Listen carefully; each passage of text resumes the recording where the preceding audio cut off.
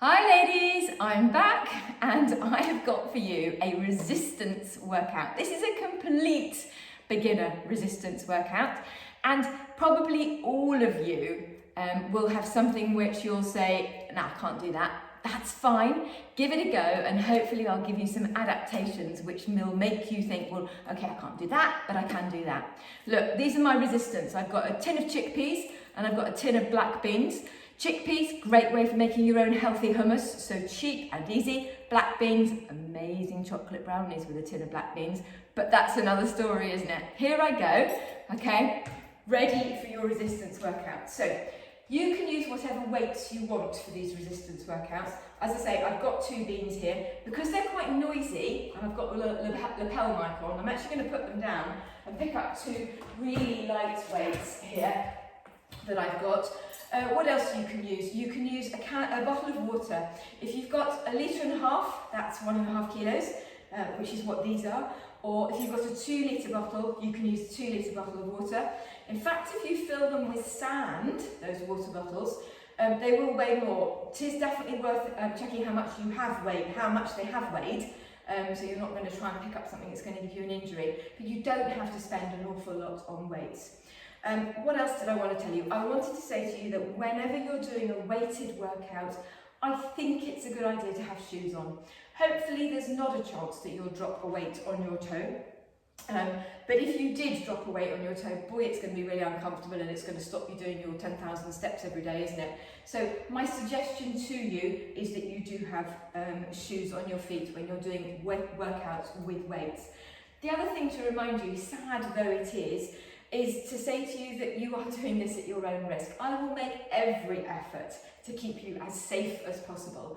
But because I haven't been able to see you, I haven't been able to talk to you about injuries, what's going on with your hips, perhaps your pelvic floor, I do need to reassure you that what I'm doing is hopefully safe for most people. But if you've got a specific injury or a specific concern, do make sure that you check with your medical health provider before you start a new exercise regime, or if you've got a question, do email myself and or pop me a private message and I will tell you whether or not you should or shouldn't be doing something. But suffice it to say, I don't really like saying it, but you are doing this at your own risk, but we are doing it to get healthy. So I always explain at the beginning of the workout what it is we're going to do, and you'll always nod and go yes, yes, yes, and then forget, okay? Which is absolutely fine because you can't really remember, can you? We are going to do 3 exercises for 30 seconds each with a 15-second rest in between. And we're going to do that through 3 times. And then we're going to do a second set of 3 exercises for 30 seconds each with a rest through 3 times. And that is it. It's not a long workout. It doesn't need to be a long workout. In fact, in honesty, it shouldn't be a long workout if it's a resistance workout. And as I say, I'm using really light weights. If you used to do some resistance stuff and you're used to using heavier weights, by all means, bring them on, get them out, get going with them again, as long as you're not going to hurt yourself. No problem at all. I'm going to give you verbal cues for when to breathe. I know that sounds a bit stupid, but if we breathe in the right way, we put much less pressure on our pelvic floor. Your pelvic floor, when you've had a baby, has been compromised, whether you've had a cesarean section or a normal delivery, and then in the years after you've had your baby and you're bringing it up and you're rushing around like a blue-ass fly, it sort of gets a bit stronger.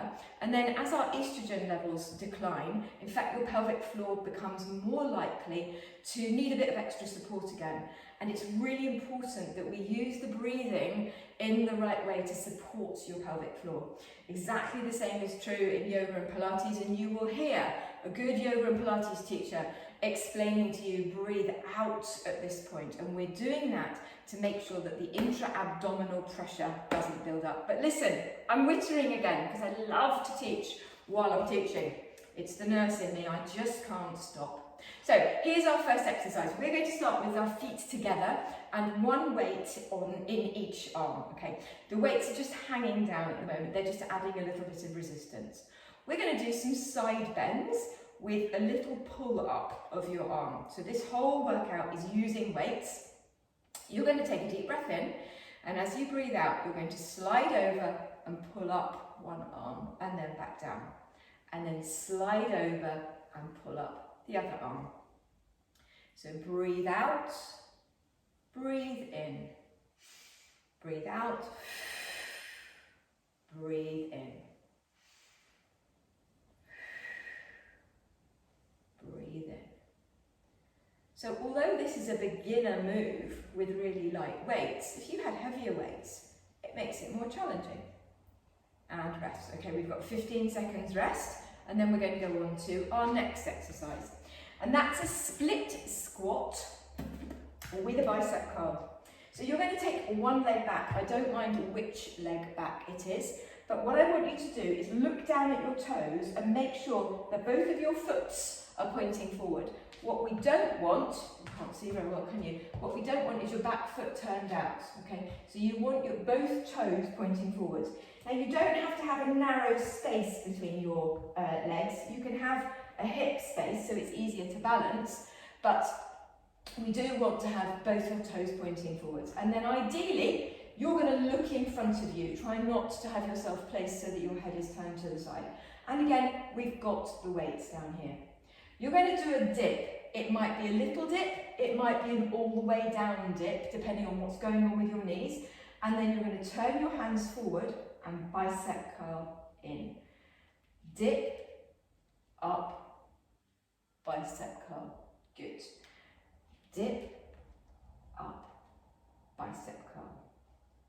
Keep going. It might be little. If your knees are a bit tight, that's fine.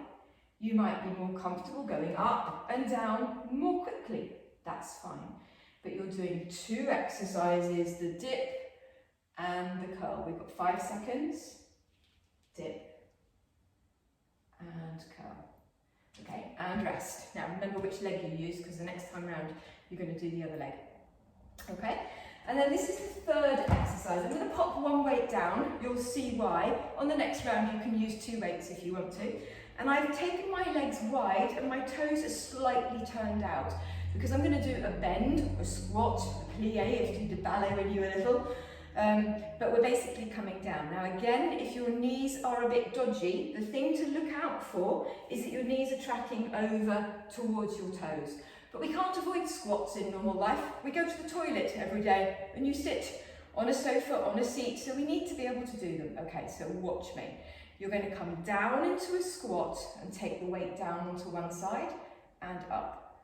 Down into a squat, the weight comes the other side and up. Down, weight goes from side to side. Down, weight to the side. Down, weight to the side. Lovely. Breathing out as you go down. One of the ways to remember it is you breathe out on the effort. There's an effort. I know it's an effort coming back up as well, but you breathe out on the effort. 3, 2, 1, and rest. Okay, so there's your 3 exercises. We have a brief rest, and then we do them all over again. Okay, so I've got my feet together. My arms are by my sides. Now I'm not going to talk quite so much. I'm just going to do it. That'll be the day. Starting in 3, 2, 1. Breathe out, pull up. Breathe out, pull up. So here we're targeting your obliques, your side tummy muscles, the ones that give you your waist. Listen to me, I'm talking again. And you're targeting your arms as you fold over. Can't help it. Breathe out, pull up.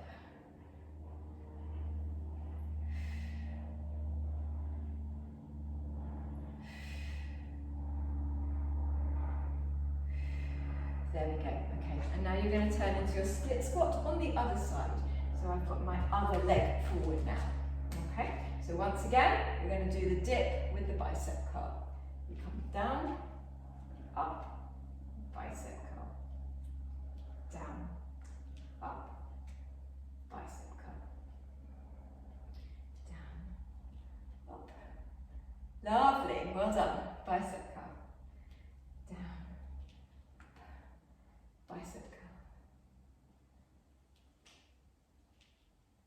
Bicep curl. You're wondering what's going to happen around through, don't you?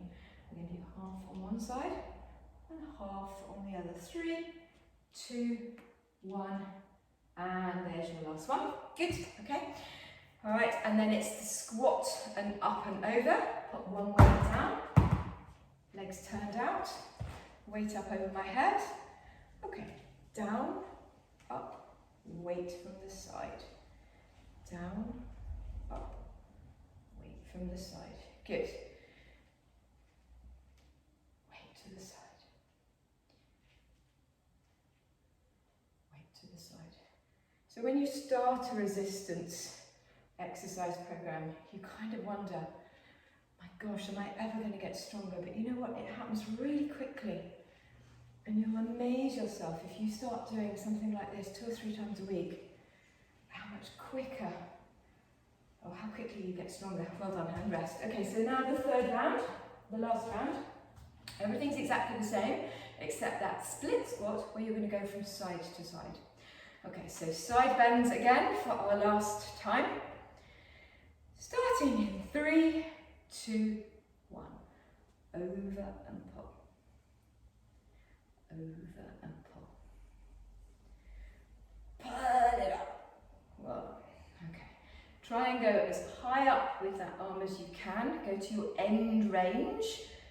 Sometimes we do just like the barest minimum, and then we don't really get the benefit. And if you're noticing that I'm a bit wonky on one side, you've got good powers of observation because I'm still struggling slightly with this right arm. 3, 2, 1, and rest. Okay, so split squat with a bicep curl. So now we're only doing 15 seconds on one side, and then you're going to change sides. So challenging your balance a little bit when we do this. Ready for you to change. 3, 2, 1. Down. Bicep curl. Bicep curl, good.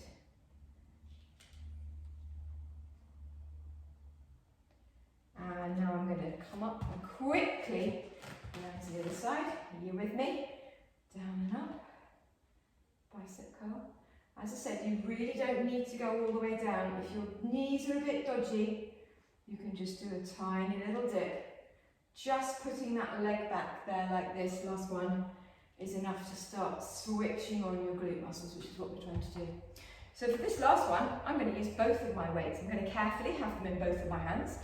I'm going to have them over my head, and my legs are wide. And now I've doubled my weight. Have a go. 3, 2, 1. Down and up and down and up. Weights over our head, really important to be able to lift something over your head. If you can't lift things over your head, at some point you won't be able to put your shopping away. And it sounds really stupid. You won't be able to put your luggage in the overhead locker if you ever get on a plane again. It's all part of just our functional day-to-day life. 5 seconds. So that's why we do these exercises, so we can stay moving and healthy and mobile. 3, 2, 1, and done. Well done. Okay, so there's round 1 done. We did 3 exercises, 30 seconds, 15 seconds rest. Sometimes I go a little bit over, a little bit under, but between you and me, nobody cares, do they? And now we're going to do a completely different set of 3 exercises. So the first time round, you'll get a bit longer than 15 seconds as I show you each of the exercises, and then the second time round, we'll just go for it. So I've still got my 2 weights. I'm going to start with my weights on my shoulder, and you're going to start in a sort of half squat. It's almost like a skiing position. Well, it is for me because I'm useless at skiing. If I turn sideways, okay, you can see this position. So my back is straight, not arched. My bottom's not out. No, neither is it curled under. So that's when it's quite useful looking at yourself in a mirror just to see if your back is straight. Okay. And then the exercise we're going to do is to take your knee to your elbow. So in the warm-up, I talked to you about balance. So we're going to do 30 seconds. 3, 2, 1, and go. In the warm-up, I talked to you about balance and how important it is to continue to challenge your balance. And so this brings in some glute strength, some front of your leg quad strength. It's working your oblique muscle, your tummy muscles. And my arms are working a little bit because they're holding weights above my shoulders. Whew. Can feel this, I'm getting hot. 5 seconds. You with me? 2 and 1, and come up, well done. Now, if you're somebody who finds that really difficult on your knees, you can just come into a tiny little bit of a bend and bring your knee up to meet your elbow like that. Okay, so there's an adaptation for you. Right, the next one we're going to do is a paddling shoulder press. So you're going to take the weights level with your ears, which is very different from resting them on the top of your shoulders, because if they're level with your ears, they're working, even just holding your arms there. Now, because of the way I've got the camera set up, I know my arm goes slightly out of shot, and I'm sorry, but you're going to have to bear with me that I am doing what I'm going to say I'm doing, and so are you. So, one arm at a time, 3, 2, 1, take a weight up over your head and bring it back down, and then the other one goes up. Now, sometimes you'll have one arm that's considerably stronger than the other, so you tend to just use that strong arm. Often that happens sort of years ago when we were younger mums and we stuck a child on our hip while we moved around, cooked a chili, answered the phone, etc. And so we always have a hip sticking out. And these little changes happen over time where we've got these imbalances. So by getting you to do a paddling version like this, we're really isolating one arm over the other. There you go, and rest. Okay. And then our final exercise. We're going to do an upright row with a thing called a tricep kickback. Well, an upright row, I always explain it. Do you remember when lawnmowers had one of those pull cords where you had to pull it? Basically, that's what you're doing. So you're getting back into that ski position again, and you're pulling both of your weights up, and then your elbow stays still as you push the weights back behind you and bring them in and down. What we don't want is your elbows swinging around. So this works the fronts of your arms and your shoulders, but also those dreaded bingo wings. Okay, everybody wants a stronger bingo wing, don't we? That flabby bit under your arm. Okay, so 3, 2, 1. Pull it up, push it back, bring it out and down. Up, back, out and down. So when you breathe here, breathe out and in. Out and in. Remember, you breathe out on the effort, and sometimes I know it's difficult to work out when the effort is. And rest. Good. Okay. Round 1 of the second set done. Back to that squat with the elbow touch. So my weights are now on my shoulders rather than lifted, which is what they were in the paddling shoulder press. 3, 2, 1. Elbow to opposite knee. Notice that I'm not coming up to straight legs. I'm staying in this bent leg position, which means I've got a bit more of a burn going on. Hopefully so have you. As we squeeze my elbow across to my knee.